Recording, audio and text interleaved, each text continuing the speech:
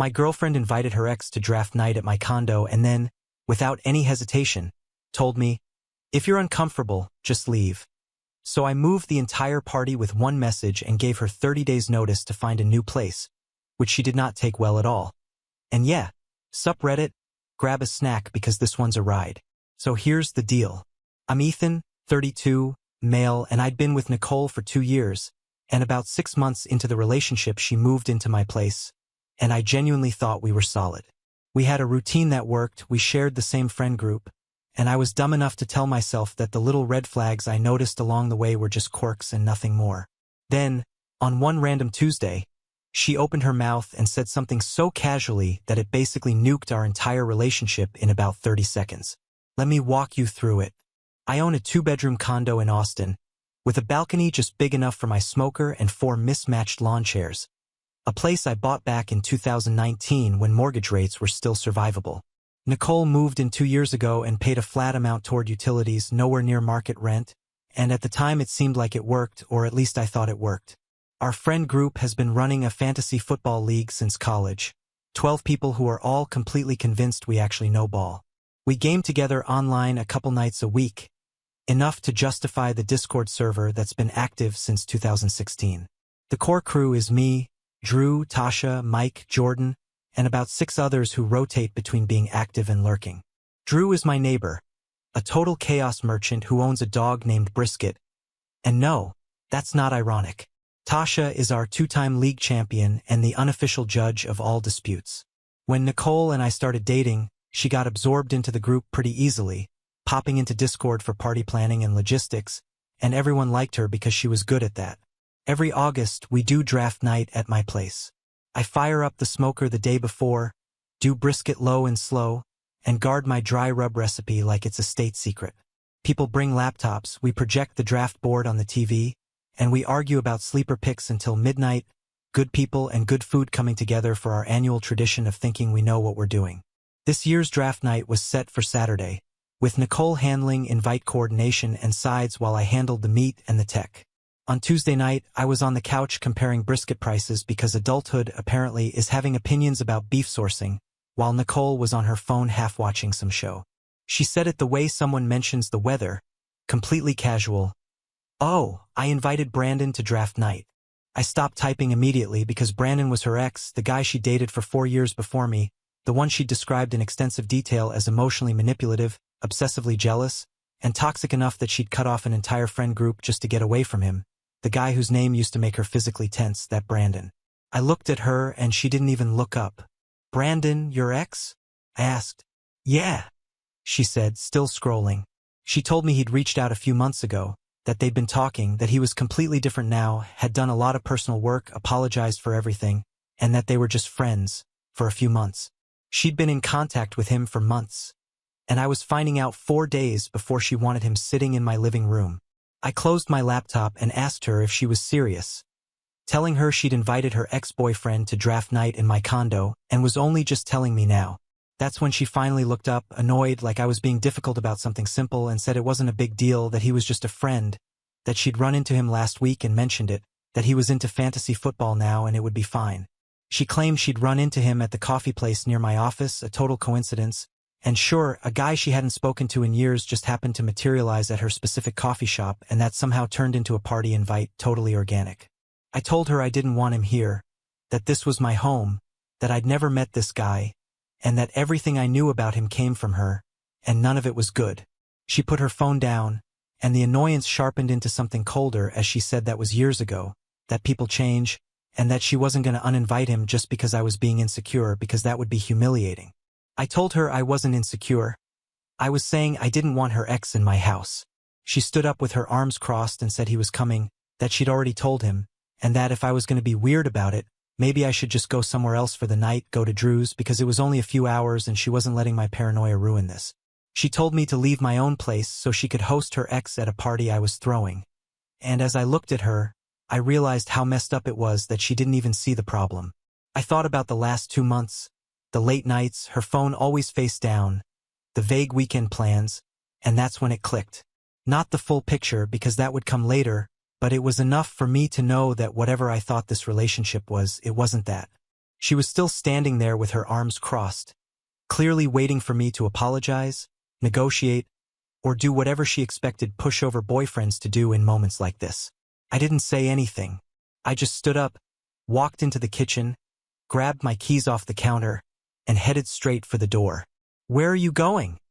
she called after me, and I still said nothing. I wasn't trying to be dramatic. I just genuinely had nothing left to say to her that would matter, because she had already made her position clear, and now I was about to make mine. I walked out, drove over to Drew's place, and sat on his couch for a full hour staring at the wall while he made us both iced coffee and didn't ask a single question. When he finally handed me the coffee, he sat down across from me and waited. "She invited her ex to draft night," I said at last. "Told me to leave if I didn't like it." Drew blinked. "What? Leave your own condo?" "Yep. The condo you own? That's the one." He took a moment to process it, then asked, "So what are you going to do?" I pulled out my phone, opened Discord, and typed one message in the draft night channel for everyone to see. "Draft night is moving to Drew's place. Same time. I'll bring the brisket. Nicole wants to host her ex here instead. So we're relocating. Details tomorrow." I hit send, muted notifications, and slept on Drew's couch that night. My phone blew up anyway, even muted, lighting up every few seconds on Drew's coffee table.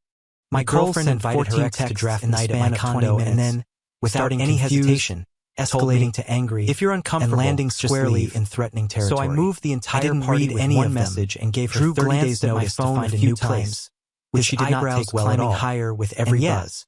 Around 1 in the morning, grab a snack because a number I didn't recognize. So here's the deal. I'm 3 messages 32 in a row. Male, Drew and I'd been with Nicole for 2 years. Squinted at the screen and about 6 months into the relationship, she moved into my place. Apparently, Nicole had given him my number, so we had a routine that worked. We shared the same friend group. Brandon was asking, and I was dumb enough to show myself and whether he should bring anything. I noticed we were buddies planning a cookout together. Nothing more. The audacity of it made Drew laugh so hard he woke up. She opened her mouth and said something so casually that it basically nuked our entire relationship in about 30 seconds, and flopped down on my feet like a 70-pound. I own a 2-bedroom condo in Austin. You're keeping brisket with a balcony just big enough for my smoker and emotional support lawn chairs.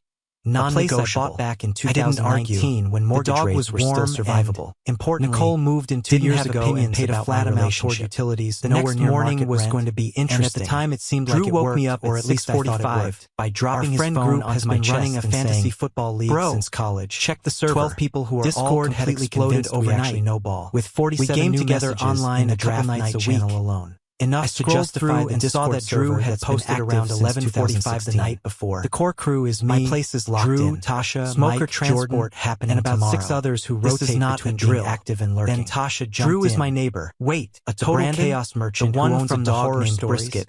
Why would she invite him to anything?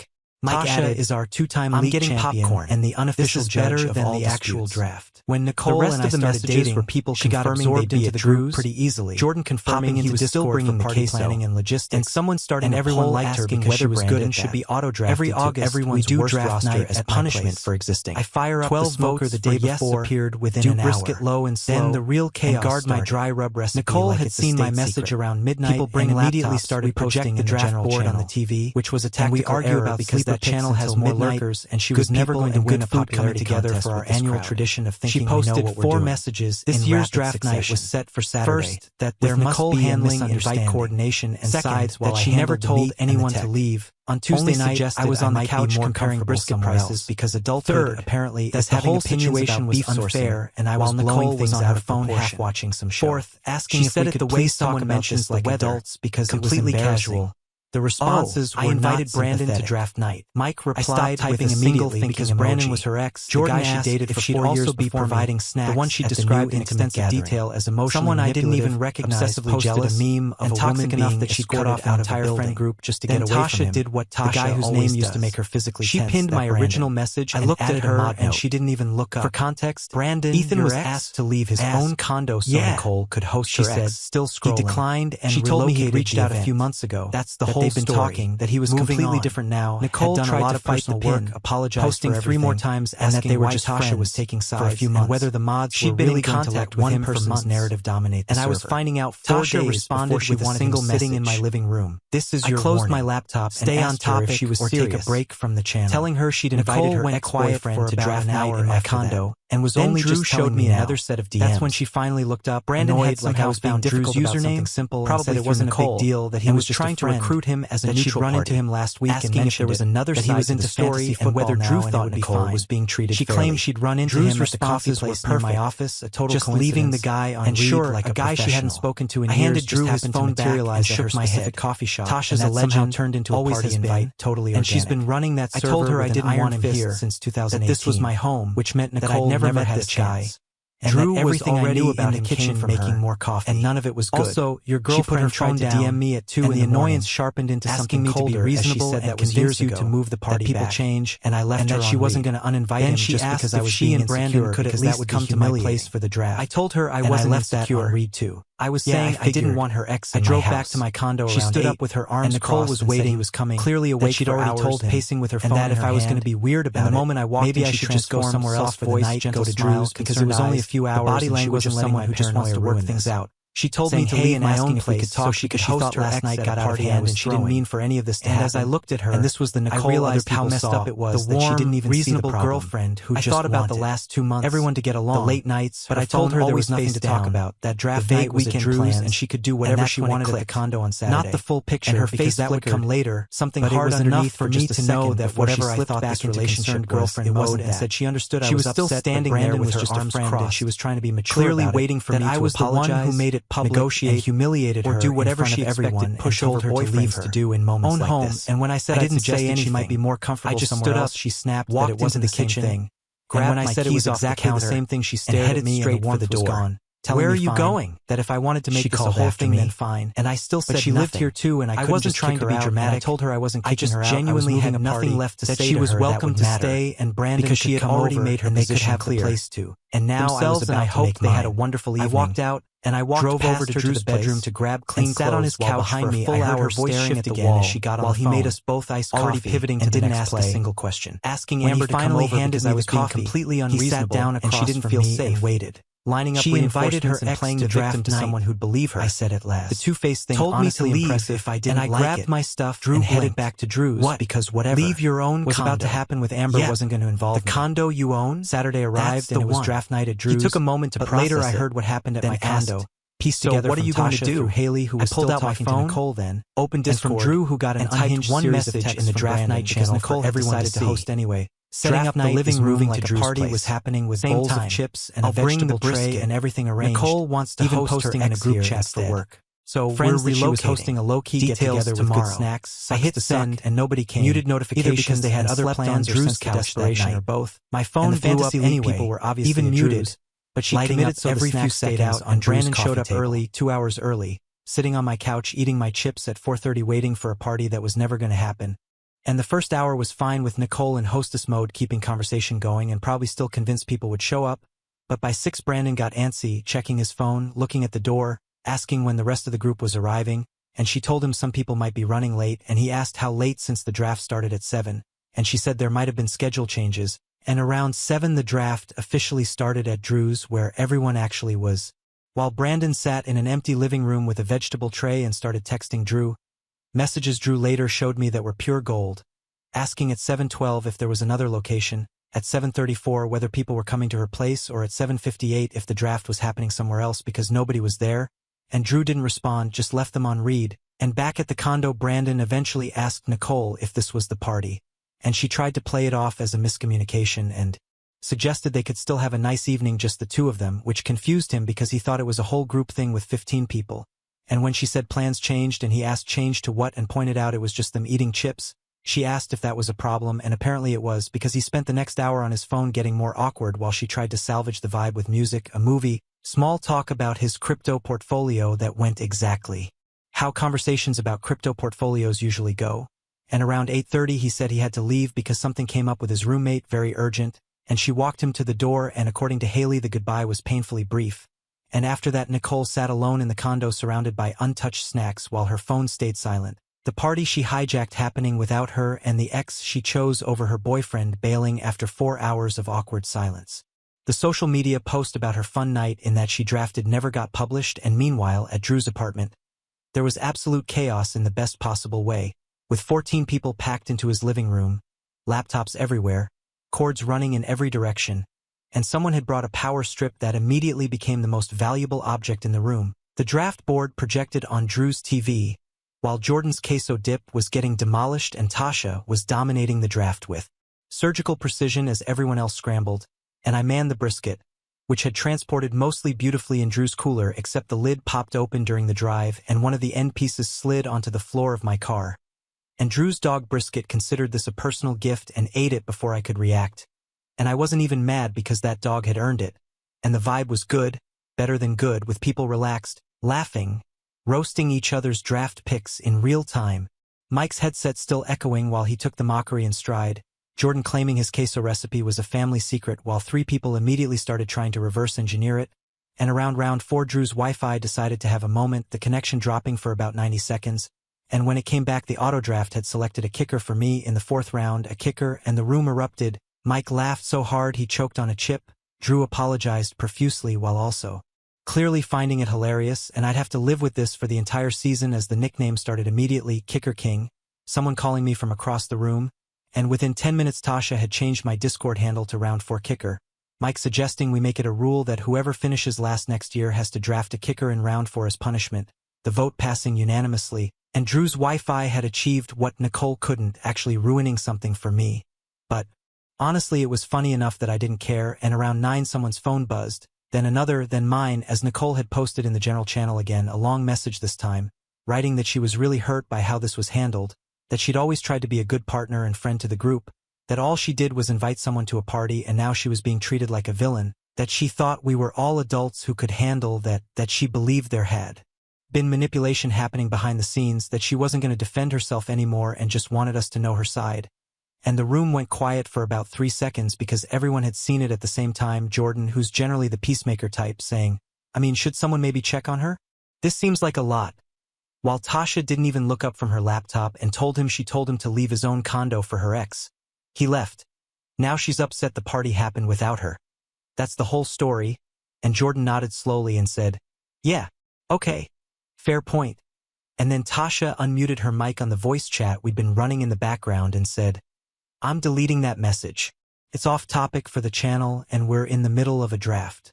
If anyone has questions about the situation, you can DM me, but this isn't the place. And she deleted the message. Then she posted a meme of a dumpster on fire with the caption, anyway. And Drew started laughing. Mike started laughing. The tension evaporated instantly. And within 30 seconds we were back to arguing about whether to draft a backup quarterback early. And later that night Tasha told me Nicole had tried to DM her directly asking for temporary mod access to post a clarification. That wouldn't get deleted, and Tasha's response was 4 words, no, go touch grass. And then Nicole asked if Tasha could at least present both sides fairly in the server, and Tasha replied, there's one side. You told your boyfriend to leave his house for your ex. That's the side. And Nicole left the server that night, no announcement, no goodbye, just gone, her username vanishing from the member list while we were in the middle of round 6 of the draft, Mike noticing first and announcing it to the room, someone starting a slow clap that was only partially ironic, and the week after draft night I gave Nicole the notice, having talked to a lawyer, a quick consultation, $200, and in Texas she was a month-to-month tenant at will with 30 days written notice and no reason required. And he emailed me a template, simple, and I set the move-out date for October 15th to give myself time to arrange the locksmith and coordinate around my work schedule. And I printed the notice on a Sunday evening and handed it to her while she was watching TV, and she asked, what's this? And I said, 30 days notice. You need to find a new place by October 15th. And she read it as her face cycled through confusion, disbelief, fear, then landed on cold, and she said, you're really doing this? And I said, you told me to leave my own place for your ex. Then you tried to turn the friend group against me. Yeah, I'm doing this. And she said, I could fight this. I have rights. And I told her, you have the right to 30 days. After that, you're trespassing. And she went quiet, looking for an angle, then tried the wounded act saying she couldn't believe I was doing this to her. that after everything she made one mistake and now I was throwing her out and asking if I knew how that made her feel. Classic, used to work on me, and I told her, "You have 30 days. That's more than fair." And the softness vanished as she smiled and said, "Fine, but you should know I've already talked to my sister about this. She knows HR people at your company, and this could get uncomfortable for you professionally, and you're threatening my job because I'm ending the lease, and I'm just letting you know there are other ways this could play out." And then she went to the bedroom, leaving me standing there stunned before I texted Drew and told him she just threatened to contact my HR, and his response was, "LMAO with what? Being a homeowner? Let her try, bro." And he had a point, but about a week later my manager pulled me aside and said, "Hey, got a weird email from HR. Something about a hostile domestic situation and concerns about your stability. You know anything about that?" And I explained in 30 seconds: breakup, eviction notice, ex not taking it well, and he nodded and said, "Yeah, figured." HR said it was vague and didn't allege anything actionable, filing it as a non-issue. And that was it. She'd actually done it, and it amounted to nothing, and here's where it gets petty because the next 3 weeks were a cold war. Nicole didn't do anything obvious enough to be actionable, but she made sure living with her was as unpleasant as possible without crossing into territory I could point to, with passive-aggressive comments about how some people can't handle difficult conversations. Long silences when I entered rooms. Cabinet doors left open because she knew it annoyed me. The last of the coffee used and not replaced. The thermostat adjusted to temperatures she knew I hated. Small things, death by 1,000 paper cuts, and then the Wi-Fi incident happened because I came home from work one day to find the network name had been changed to Ethan is a narcissist and the password had been reset to something I didn't know. All my devices kicked off. I couldn't work from home, couldn't game, couldn't even stream anything on my own TV in my own condo. And when I asked her for the new password, she smiled sweetly and said she'd write it down somewhere and then conveniently forgot for 3 days. So I ended up tethering to my phone like some kind of animal until she finally remembered it. And she also started inviting Amber over constantly. Amber, who clearly believed every word of Nicole's version of events. Amber, who looked at me like I was something unpleasant. She'd stepped in, and they'd sit in the living room talking loudly about how some men can't handle strong women and emotional immaturity is epidemic, and I'd retreat to my room and put on noise-canceling headphones, and the pettiest move came in week 3, the headset incident, because I have a nice gaming headset, limited edition, pre-ordered, waited 3 months for release, tracked the shipping daily, noise-canceling, great mic quality, comfortable enough to wear for hours, and it lives on a stand next to my PC, and one day I came home from work and it was gone, and I found it in her room sitting on her desk like it belonged there, and next to it was a sticky note that said, "Birthday gift 2022. Taking it when I go," and my birthday is in March. She moved in September. The headset released in November of 2023. The timeline didn't work. She knew it didn't work. She was just betting I wouldn't have receipts, and I didn't argue with her. I just went to my email, found the order confirmation with my name and payment info and delivery date, and forwarded it to myself so I'd have it ready when needed. And then I went to Drew's apartment and said I needed to store something there for a couple of weeks, and I told him the headset, and he said, "How'd you know?" And I said, "Because you're holding the headset."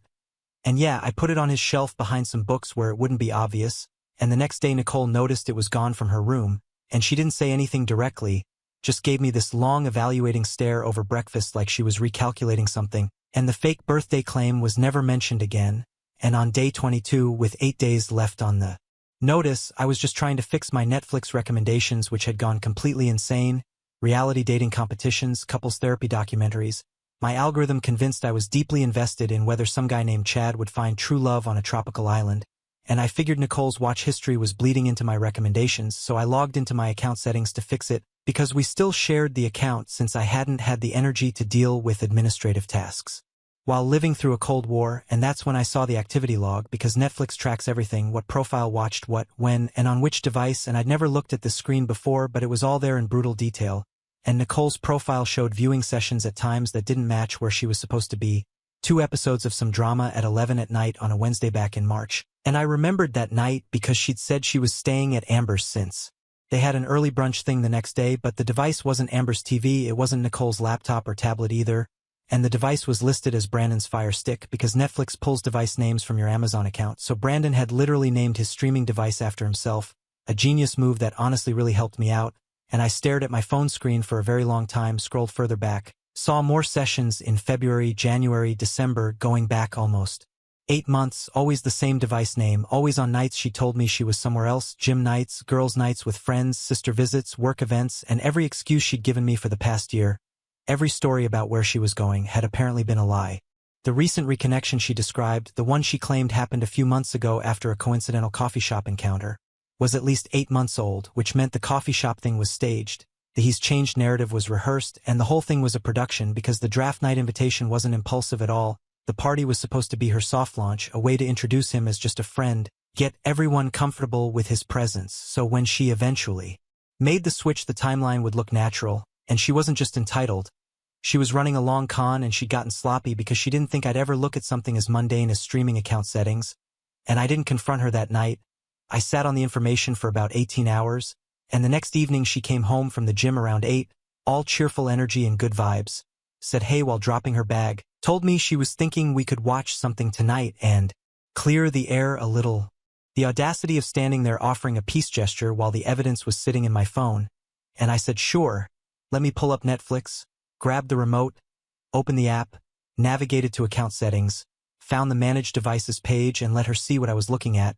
And she asked, what are you doing? Still casual and still oblivious. And I said just checking something, scrolled to the device list and let her eyes land on the line that said Brandon's Fire Stick, last active yesterday, and asked when did we add that device to the account. And the casualness evaporated as I watched her face change in real time, her smile freezing, color draining, the whole act falling apart, her mouth opening and closing before she finally said I can explain that, and I said can you, because according to this activity log you've been watching shows from Brandon's apartment since at least January. That's 8 months of gym nights that apparently happened at your ex-boyfriend's place. 8 months of lies, and she shook her head slowly but didn't have a rebuttal because the data was right there on the screen. And I said 8 days, the notice stands, then walked out, slept at Drew's again and told him the full story. And he listened, shook his head and said, bro, that's insane about 4 times. And when I came back to the condo the next morning to grab some clothes, Nicole had already started packing. No more passive-aggressive comments, no more Amber visits, no more Cold War tactics, just boxes appearing in the living room and slowly filling up with her stuff as the countdown neared its end. And move-out day came on October 15th. With everything already worked out with my building's property manager Carlos, who'd been running the place for 12 years and agreed to be present as a neutral witness, told me it was smart and prevented problems, and I'd arranged to have the locks rekeyed immediately after she left, paid extra for same-day service because I wasn't taking any chances. Nicole scheduled the moving van for noon and her sister Amber was helping. Drew offered to be there too, but I told him to stand by at his place because I didn't want a spectacle, just wanted it done. Spent the morning at Drew's pretending to watch TV, and around 11 Carlos texted that she was there with the van and loading now and he was keeping an eye on things. I waited, walked Drew's dog, had another cup of coffee, and at 12:45 Carlos texted again saying almost done. She tried to take the smoker from the balcony and he told her it wasn't hers and wasn't leaving the unit. She argued for about 10 minutes then gave up. Everything else went fine. Of course she tried to take the smoker. The same smoker I'd had for 3 years before I met her. The centerpiece of every draft night. The thing that made brisket for dozens of events she'd attended as my guest. And at 1 Carlos confirmed the van had left. I walked back to the building and found him in the lobby holding a new set of keys. Locks are done, he said. She returned her copies and everything was settled. He asked if she gave me any trouble and aside from the smoker thing, not really. Her sister muttered about lawyers and karma the whole time, but that was just noise. The actual move went fine and she signed the inventory acknowledgement. I thanked him and went upstairs to a finally quiet condo, walked through each room cataloging the absences while Drew's dog Brisket sniffed every corner like an inspection. Before settling onto his favorite spot on my couch, the headset was back on its stand because Drew had returned it that morning. Everything that was mine was still there and everything that was hers was gone.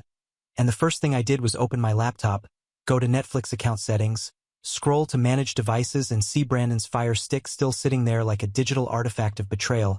Clicked remove and watched it disappear, then changed the password and removed Nicole's profile.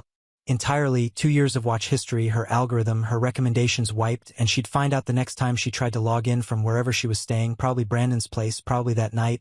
And about an hour later my phone buzzed with a message from Nicole asking if I seriously kicked her off Netflix. And I replied subscriptions in my name, should have thought about that before moving to your boyfriend's apartment. And she didn't respond because some conversations just end themselves. I texted Drew, she's out, smoker survived, come over whenever, and he showed up 20 minutes later with a pizza and 2 drinks, and we sat on the balcony eating, and for the first time in 2 months I felt like I could actually breathe, and the aftermath came in pieces over the following weeks, mostly through Tasha, who had sources everywhere. Nicole moved in with Brandon, and Tasha showed me the screenshot during a gaming session that Haley had forwarded from Nicole's Instagram story. Since deleted, a cramped bedroom with boxes stacked in the corner, caption "New Chapter. Say me," with a sparkle emoji. The room clearly a converted den with no closet and no windows. Brandon's crypto setup visible in the background with 3 monitors showing red numbers and a whiteboard with HODL written on it. That's his bedroom, Tasha said, which he shares with her now in an apartment he also shares with 2 roommates. Drew pulled up Brandon's LinkedIn on his phone, and his job title was Independent Digital Asset Strategist, and his last actual W-2 employment was 3 years ago. "She left your condo for that," Drew said, shaking his head. A guy who calls losing money a strategy. Nicole was now the primary earner in a household of 4. The salary that used to fund her shopping trips was now covering rent for 3 other people, one of whom spent his days watching numbers go down and calling it patience. "She's miserable," Tasha added. Haley said she tried to complain about the living situation last week, and Amber told her to figure it out because she wasn't taking her in. Amber, Nicole's own sister, the one who'd been ready to go to war, turned out she was furious at her. Amber had spent weeks defending her, calling me a monster, only to find out later about the 8 months of lies and the Netflix receipts. They weren't speaking. First Saturday of November I threw the real party, not draft night. This was the victory lap, my place, my rules. I called it the relaunch and posted the details in Discord at everyone. Relaunch party at my place. Saturday the 2nd starting at 2. Brisket games. Fantasy standings review. Bring whatever you want. 1 house rule, no exes. If you've dated someone in this server, don't bring them. See you there. RSVPs came fast. Drew said he'd be there at 1 to help, and that Brisket the dog was also coming. He added to keep Brisket the meat away from Brisket the dog. Tasha replied, "Finally, Drew's Wi-Fi was criminal." Jordan announced queso round 2. Incoming 14 confirmations. My condo, my people. The party was everything draft night should have been. Low-key, comfortable, familiar. Drew helped set up. Tasha brought a soundbar. Jordan's queso was somehow even better.